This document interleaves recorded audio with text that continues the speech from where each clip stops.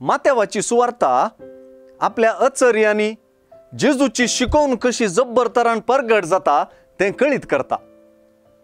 हांगासर हर एक उतर बहु गरजेचे। दोग कुरडे जेजूच्या फाटल्यान वतात।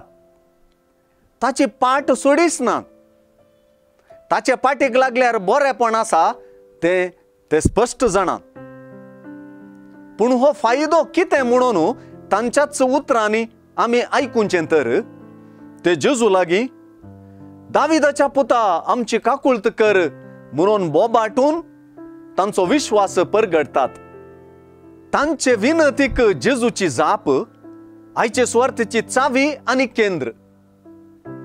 जेजू हें करूंक म्हाका सामर्थ्य आसा म्हूण तुमी सत मानतात म्हूण तांकां सवाल करता आनी ते होय सायबा म्हणून जाप दितात। कुरड्यांनी जेजूची सामर्थ्य देखली आनी ते जेजूची सामर्थ्य समजूंक शकले। हांगासर विरोधाभास दिसता।